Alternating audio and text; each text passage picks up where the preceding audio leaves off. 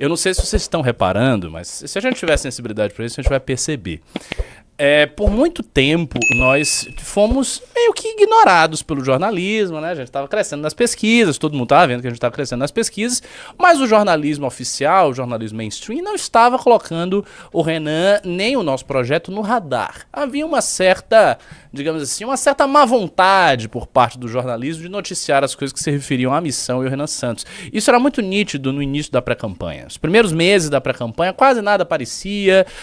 Quando tinha que fazer algum tipo de capa, e aí eles botavam todos os outros candidatos, menos o Renan, aí eles citavam os candidatos, citavam todos os nomes e não botavam o nome do Renan. Era uma coisa assim meio que sistemática. Eu estou sentindo agora, me corrijam se vocês tiverem uma impressão diferente da minha, que nós estamos numa outra fase. Nós estamos numa outra fase. Eu estou vendo muito jornalismo prestando atenção na missão, muita matéria saindo sobre as coisas do Renan, inclusive sobre falas do Renan. Por exemplo, recentemente a gente viu aquele vídeo que ele falou, eu acho que foi do Zema, e passou no Jornal da Band, teve um vídeo dele, passou um trechozinho no Jornal da Band, nem precisa colocar pra reagir não, mas passou um trecho no Jornal da Band de coisa dele.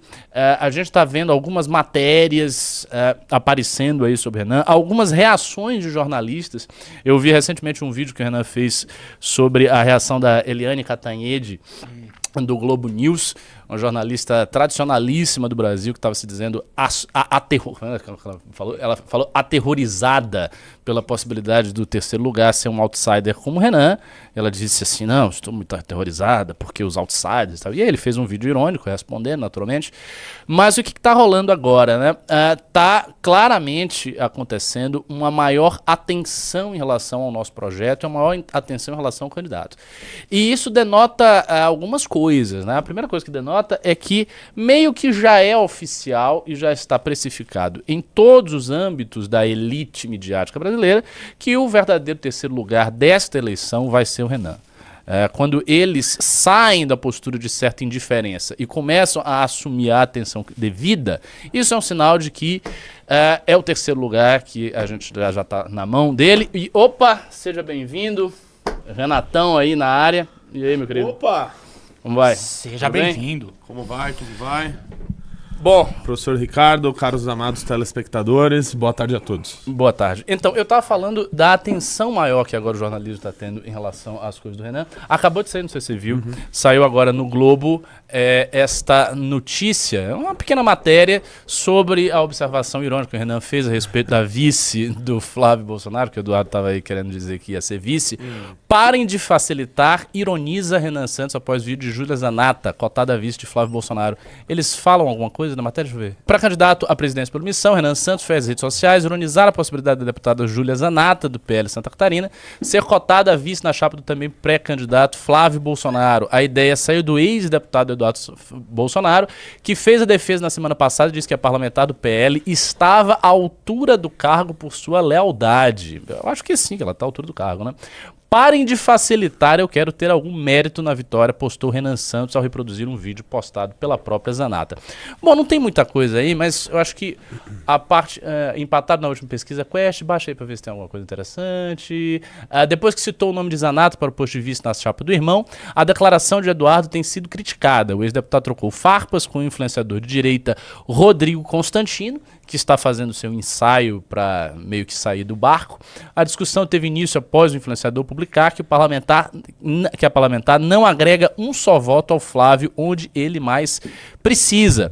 Eduardo é mesmo camisa 10 do Lula, escreveu o influenciador, que caracterizou a opção como voltada apenas à bolha. Bom, aí tem as falas do deputado se defendendo do Constantino e tal, mas o que é de interessante aí nessa matéria, né? O que é interessante é ver como o jornalismo agora está prestando atenção no que a gente está fazendo. Então eu vejo toda semana saindo algum tipo de manifestação, ou favorável, ou contrária, ou alguma coisa que o Renan disse, alguma coisa que ele fez nas redes sociais, um vídeo que ele gravou e já apareceu na TV algumas vezes. Ou seja, isso é um sinal de aceitação da candidatura da missão. Essa é uma candidatura que já está meio que estabelecida e tudo vai nessa direção. A fala também do Ronaldo Caiado, recente, de dizer que tinha muito aí a conversar com o Renan, vai exatamente também nesta mesma direção. É a admissão de um candidato que provavelmente não estará, né, na disputa, mas que quer aí conversar conosco, quer ver algum tipo de agenda. E aí, você acha que isso era esperado, Renato? Bom, boa tarde, meus caros amigos. Já falei boa tarde, né? Cara, vamos lá. Primeiro, né, sobre a aceitação da imprensa que você tratou aí, né? Eu tenho visto, tenho acompanhado bastante que principalmente o grupo aqui de imprensa da pré-campanha de Renan Santos está a todo vapor. Está a todo vapor, assim, são links e mais links e pedidos de entrevista. E isso é reflexo de uma coisa muito simples, né? Que é a consolidação do Renan Santos em terceiro lugar em praticamente todas as pesquisas, né? É muito difícil você, talvez, apontar uma que tem alguém na frente dele. Praticamente inexiste. Lembrando que, né, e nosso público não nos deixa mentir, que a gente foi desde o começo bastante claro qual seria aquela metodologia que a gente acredita que seja a mais próxima da real, né, que é a pesquisa Atlas Intel. A gente já falou isso nas últimas 2 eleições, em que a Atlas também fez cobertura de eleições no Brasil, os resultados que vem se mostrando no mundo também, mas a gente vê que os outros institutos de pesquisa estão no que a gente acredita que é uma espécie de ajuste ao que está mostrando a pesquisa Atlas, tá? A Atlas, portanto, mostrou o Renan com 6,9. Teve até pesquisas que foram mais generosas, tá? Pesquisa Vetor Arrow colocou colocou o Renan com 7,5%. 7,5%? Essa não vi. E depois vieram os outros institutos, né? O Real Time com 6, hoje saiu a Synexus com 5. Parece que tem um outro tracking aí de uma outra pesquisa, não vou falar qual, que não é a Atlas, que também está dando uma porcentagem do Renan já perto da casa dos 2 dígitos. Enfim, a gente tem visto esse ajuste aí sendo feito em outras pesquisas, né? E por isso, justamente por isso, estamos bastante esperançosos com a próxima Atlas, que é aquela que a gente acredita que tem o resultado mais próximo da realidade, porque o Renan deve crescer, e cresceu desde que a última pesquisa surgiu. Sendo assim, ele é, hoje, flagrante, inequívoco, o terceiro colocado na disputa. Ponto. Por enquanto. A partir disso, a mídia, que antes fazia uma cobertura muito grande, até exagerada, né, de candidatos que agora estão atrás de Renan Santos, vai ter que fazer o seu ajuste também. Da mesma forma que esses institutos de pesquisa fizeram ajustes, a imprensa também tem que fazer. Eu estava vendo hoje de manhã que teve um fórum da Veja. A Veja fez um fórum hoje. Eu fui ver as figuras que estavam lá e, enfim, já me deixou bastante puto, né? Porque estavam lá Romeu Zema, Ronaldo Caiado, Flávio Bolsonaro, Moro. E quem era o outro? E o Haddad. E o Tarcísio, né? Falei, como assim os caras fazem um fórum? É convidado o quarto e o quinto? E o terceiro não. E o terceiro não. Porque a gente já tem que tratar isso com a indignação merecida, com o espanto merecido.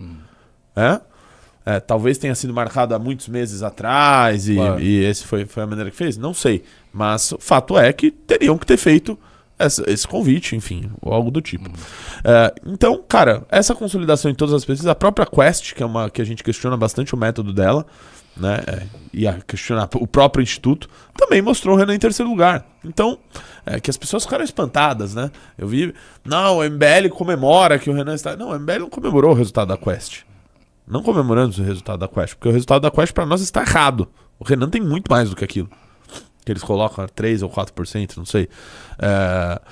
E agora eles já estão projetando ter 10. Não, a gente sempre falou isso aqui, abertamente, em lives, em todos os lugares que a gente vai.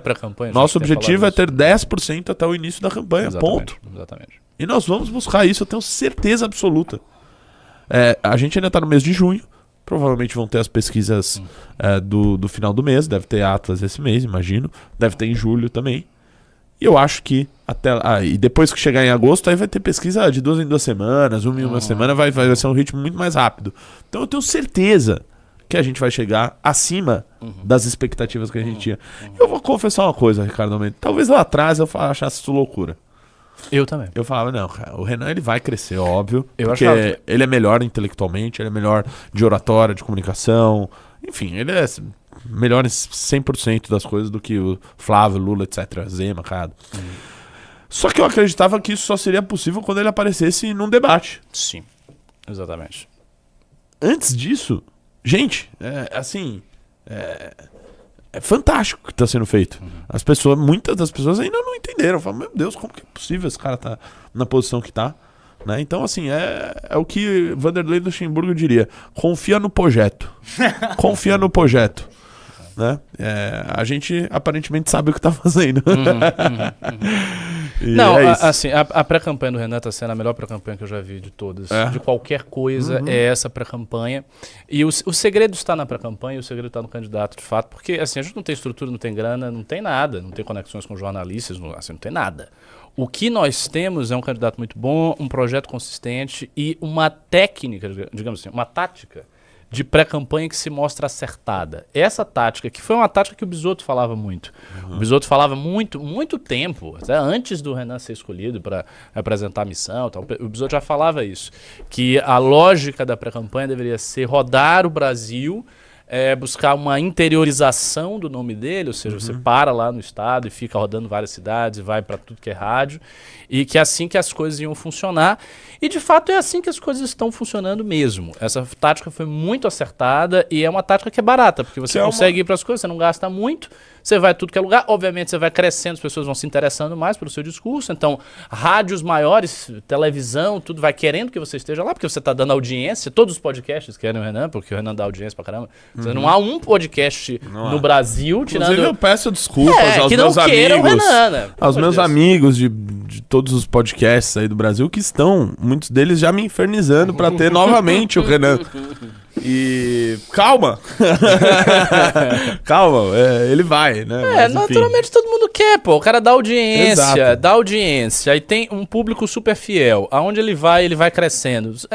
Realmente não tem como errar. Isso, assim, a consistência disso aí é muito grande. Eu confesso, antes da jornada, eu achava que poderia bater coisa de 5%. E assim, eu já achava que 5%. Era bater muito. 5%. É muito. Porque é muito. É muito. Veja, as pessoas não têm noção disso. Vamos colocar aqui em termos claros. Nós temos cerca de 100 milhões de eleitores no Brasil. Você falar de 5%, você está falando de 5 milhões. Baixo, é mais, né? É mais do que isso. Mas é 100 milhões de eleitores. Vamos fazer essa conta fácil. 5 milhões de votos. 5 milhões de votos é muito voto. Pra vocês Muito terem uma noção, para ultrapassar Cláudio Berreira, me corrija, é coisa de em torno de uns 3 milhões de votos para deputado federal. 2,5 para deputado federal. 2,5 para deputado federal. Se a gente está falando de 5, nós estamos falando do dobro para deputado federal e é muito fácil que haja, especialmente no caso do MBL da missão, que tem um voto muito engajado, uma transferência meio que automática. O cara que vota lá no 14, ele vai querer votar no deputado federal do 14, no deputado estadual do 14. Ele vai, 14, agora eu vou botar em quem? Eu vou botar um cara do Centrão, um cara no partido do Kassab. Isso não faz sentido nenhum. Então, a partir desta lógica aí, a gente tem um projeto que está muito consistente. Ó, pra vocês terem uma noção, em 2018, se eu não estou enganado, o Amoedo bateu coisa de 2,5%. Fez 2,5%. Isso aí, 2,5%. E fez 8 deputados federais. E teve uma taxa de transferência. E um governador. E um governador, é verdade. Se bem que o governador não foi do Bolsonaro. Mas os deputados federais não foi do Bolsonaro, não. Até porque o Bolsonaro tinha os deputados federais dele, do partido dele, do PSL. Então o que aconteceu foi, houve uma transferência de voto. Essa transferência foi ali em torno de 30 e poucos %. O Matheus falou que são 154 milhões de eleitores aptos. Então, 154 milhões. Se a gente tá falando... votar 100 milhões. Aí, então, 5 milhões, beleza, 5% dá, sei lá, 6 milhões. É muito voto. É muita coisa. É muito voto. E isso já é suficiente para você fazer bancada. Isso é suficiente para você ter um partido que aparece em tudo que é lugar.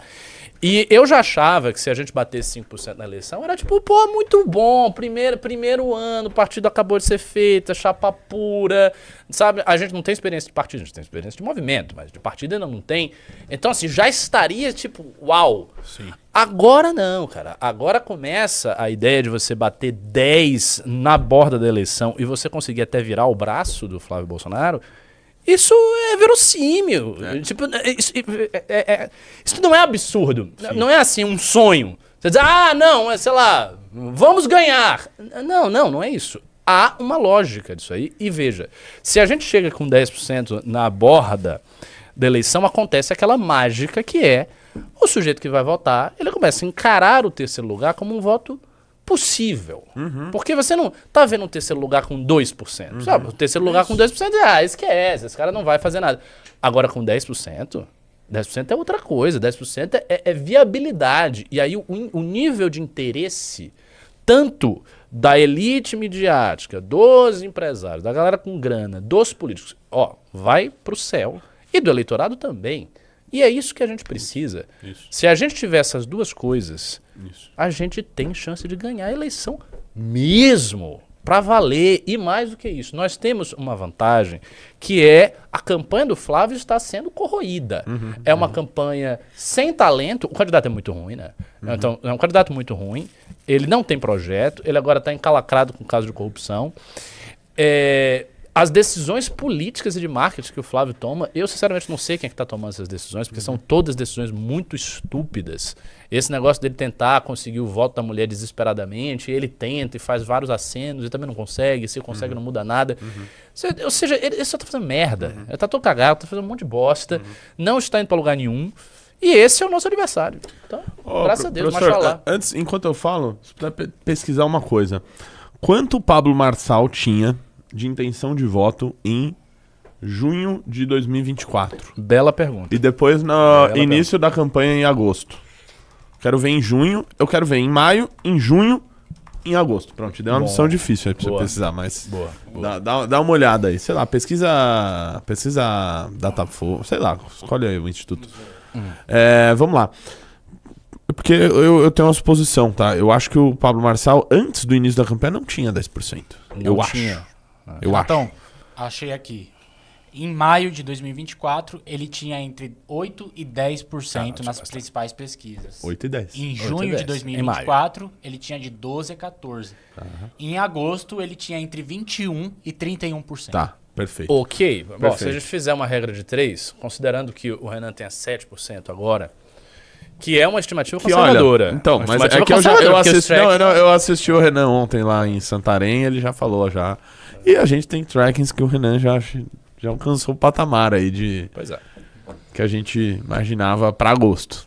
Para agosto. Mas vamos ver se se confirma. Às vezes chega na véspera da pesquisa, às vezes não dá, não sei. Não, e por essa proporção, quando ele estava na borda da eleição, ele multiplica de junho. E de mais de 2 institutos diferentes. Ele multiplica. Ele tem em torno de 10 e na eleição ele tem 20? Isso. Então, ele começou na borda em maio da eleição. com 10 e acabou a eleição entre 21% e 31%. E não, junho? Em junho ele tinha 12% a 14%. 12% e depois na eleição, no início da eleição. 21%. No início da eleição. No início, esse 21 eu não sei. Foi em maio. Em maio, 10%. Tá, você tá meio confuso com isso. Exatamente. Em maio... Mas a gente entendeu. Fazendo uma regra de 3, assim, o ponto que eu quero chegar é, mesmo numa estimativa conservadora, abaixo, tomando aí 7%, na eleição ele vai ter 10%. Sim. Se seguir uma regra de 3 em relação ao Marçal, na estimativa conservadora. Na campanha da prefeitura ainda eram mais focados ali em 3 candidatos, né? Não tinha vamos dizer, um Caiado, Isso, esse é um ponto também. É verdade. Outro ponto, porque esses caras vão sair, Exato. eles vão tirar as candidaturas dele. Exato. Eles vão tirar as candidaturas deles. Inclusive, essa coisa do Caiado querer falar com o Renan, você acha que indica o quê? O que ele quer? Cara, sendo bem sincero, eu acho que nada. Um gesto de simpatia. Eu acho que nada, tá? Um gesto de simpatia. Não fiquem muito... porque qual que é a lógica? Vocês têm que entender a lógica das campanhas. Vamos pelas lógicas das campanhas. A lógica do Lula é dizer que ele tem que ganhar do Bolsonaro. Lógico. A lógica do Flávio é dizer que ele precisa ganhar do Lula. E só existe dos dois. A lógica do Caiado, por exemplo, é dizer que ele é um candidato mais limpo e mais competente que o Flávio para tirar o PT. E ele não vai fazer nenhum confronto com a direita, né? Com o que ele considera a direita. Ou seja, ele não vai atacar nem Zema, ele não vai atacar nem o Renan Santos e ele não vai atacar o Flávio. Então ele vai ter uma política ali de boa vizinhança. Aparentemente é isso que ele tem mostrado. A campanha do Renan Santos é a campanha, como ele mesmo definiu, do terrivelmente sincero, do sincericídio. Inclusive até saiu uma matéria, Faria Lima gosta do sincericídio de Renan Santos. Isso, eu vi. Então, O Renan, se ele precisar atacar alguém que é, puxa, de direita, ele vai falar. Ele vai falar. Porque é isso que o fez. Está desempenhando o que está desempenhando. Né? Então, pelas lógicas das campanhas, eu não vejo, por parte do Ronaldo Caiado, esse intuito de querer ser vice de outro candidato. Tá? Por outro lado, eu vejo no PSD alguma possibilidade de retirar a candidatura dele. Seria para apoiar outro candidato? Não sei. Se o PSD apoiaria outro candidato ou se preferia ficar neutro. Talvez agora se anuncie um apoio do PSD ao Lula, porque o Lula tá não, bem é impossível, puxado. não é impossível. Não é impossível. Ou um apoio ao Flávio, ou um apoio... Não sei. Ou então a neutralidade, tá? Que eu acho que é o caminho mais fácil aí pra eles. Por que esses partidos optam pela neutralidade, tá, pessoal? Porque eles podem manter os partidos dele com o estado que apoia o A, o outro estado que apoia o B, e fica aquela salada toda fisiológica. E eles não cedem ali o tempo deles, os recursos dele para outro partido. Então, o que eu acredito é que vai chegar um momento ali que o esperto, né, supostamente esperto, dizem que ele é muito esperto, que ele é gênio da política, né, que é o tal do Kassab. Vai tirar o time de campo. Que ele vai olhar e vai falar: você sabe, Ronaldo Caiado, que 1% na Atlas não dá. E vai tirar, né? Você assistiu ao Legião das Ideias. Para mais conteúdos, continue conosco e acompanhe as lives da MB Live TV.